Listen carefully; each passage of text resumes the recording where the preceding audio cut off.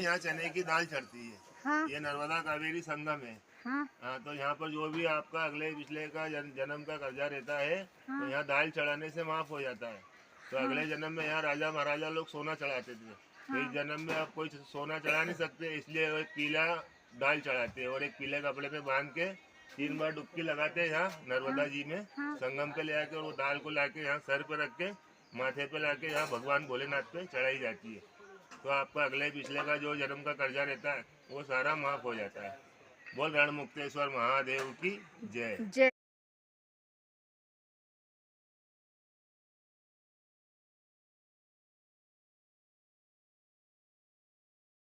हे आहे ऋणेश्वर मंदिर। या ठिकाणी आपलं मागच्या जन्माचं जे पण काही ऋण असतं ते फिटून जातं या ठिकाणी डाळ चढवल्यावरती।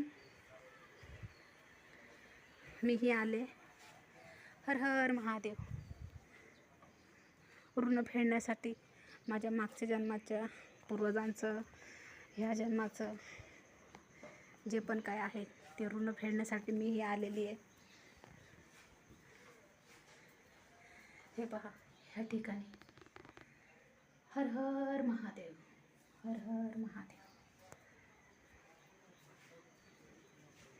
पहिले व्हिडिओ बनवूया, त्यानंतर निवांत बनवते मी निवांत डाळ चढवते, देवाच्या जवळ निवांत बसते, अगोदर व्हिडिओ बनवून घेते जेणेकरून तुम्हालाही दर्शन होईल सर्वांनाच।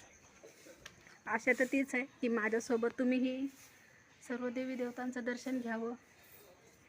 ह्या नर्मदेच्या जे मी परिक्रमा उचलणार आहे 2 महिन्यांनी, तेव्हा तो क्षणोक्षणी हीच आशा करणार आहे की तुम्ही सर्व माझ्यासोबत असणार आहात।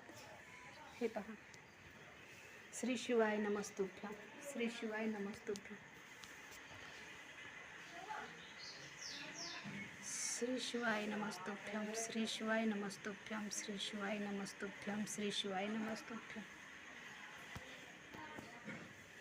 ह्या ठिकाणी ते फडके अडकवले जातात डाळ चढवल्याच्या नंतर।